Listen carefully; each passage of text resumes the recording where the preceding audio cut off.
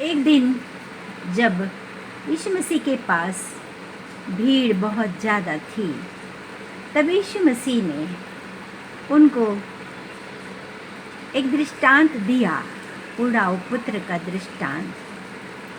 और यीशु मसीह ने कहा कि एक मनुष्य था, उसके पास 2 बेटे थे, उसके पास अपार धन था और बहुत से दास दासी नौकर चाकर उसके पास थे। और एक दिन छोटा पुत्र अपने पिता के पास आया और उससे कहा कि हे पिता, संपत्ति में से जो भी मेरा भाग है वो मुझे दे दीजिए। और उसके पिता ने संपत्ति में से आधा भाग उसको दे दिया। और कुछ दिनों के बाद उस छोटे पुत्र ने अपनी संपूर्ण संपत्ति को जमा किया और अपने मित्रों के साथ विदेश चला गया। और जब वो विदेश गया तो वहाँ पर अपने साथियों के साथ उसने अपनी सारी संपत्ति को वेश्यावृत्ति में और भोगविलास में उड़ा दी। और धीरे धीरे उसके मित्रों को मालूम पड़ा कि उसकी सारी संपत्ति समाप्त हो चुकी है, तो वो लोग धीरे धीरे उसका साथ छोड़कर चले गए।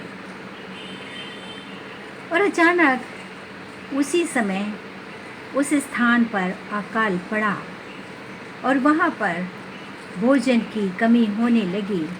और इस लड़के के पास तो कुछ भी नहीं बचा था।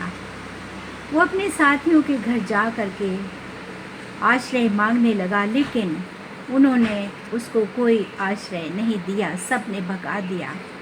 और अकाल बढ़ता गया और ये सबसे काम मांगने भी जाने लगा, परंतु किसी ने इसके ऊपर ध्यान नहीं दिया। लेकिन एक नागरिक ने उसको काम दिया और वो काम था कि उसके सूअरों को जा कर के वो चराए। और ये भी कहा कि जो फलियां सूअर खाते हैं, जो भोजन सूअर खाते हैं, वही तुम्हें खाना पड़ेगा। और ये राज़ी हो गया क्योंकि इसके पास कुछ भी नहीं था।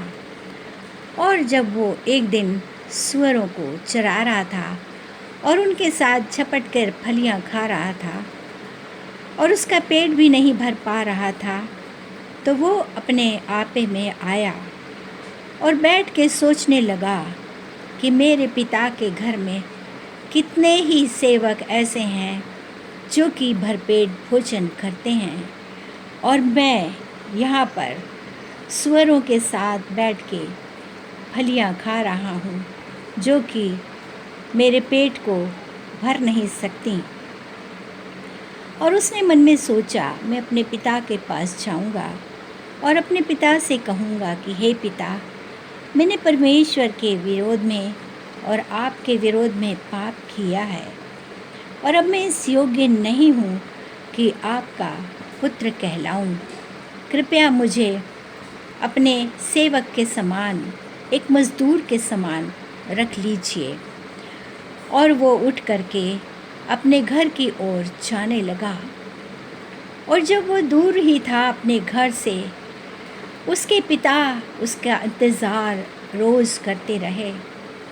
और उसके पिता ने दूर से देखा एक फटेहाल लड़का चले आ रहा है और अपने बेटे को उन्होंने दूर से पहचान लिया और दौड़कर उसके पास गए और उसको बहुत चूमा और उसको अपने घर लाने लगे। लेकिन वो लड़का उनके चरणों में गिर गया और त्याग से बोला, पिताजी, मैंने आपके विरुद्ध और परमेश्वर पिता के विरुद्ध में बहुत अपराध किया है, मुझे क्षमा कर दीजिए।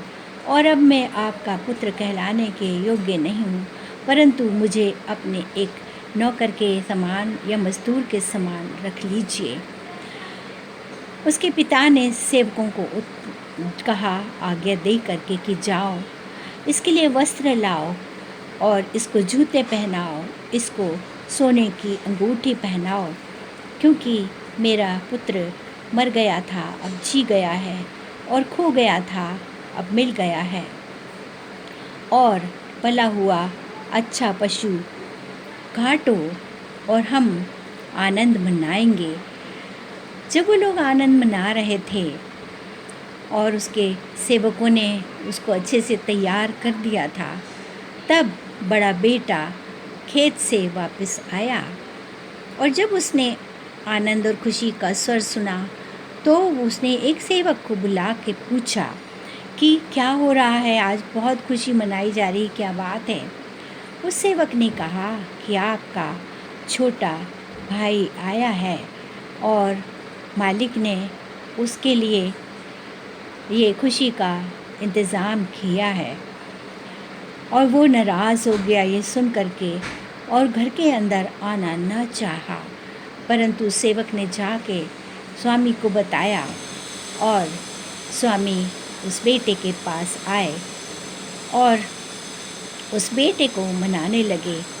बड़े बेटे ने कहा कि हे पिता, मैं तो आपके साथ सदा हूँ और आपने मुझे कभी भी एक भी भेड़ का बच्चा भी नहीं दिया कि मैं अपने दोस्तों के साथ आनंद मना सकूं। और ये पुत्र जो है इसने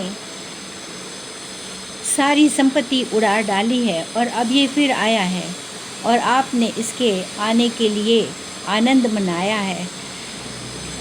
उसके पिता ने कहा, बेटा, ये जो पुत्र था वो मर गया था और अब जी गया है, और गुम गया था, अब मिल गया है। हमारी खुशी में शामिल हो। इसी तरह से यीशु मसीह ने कहा कि जब एक पापी व्यक्ति अपने सारे पापों से पश्चाताप करके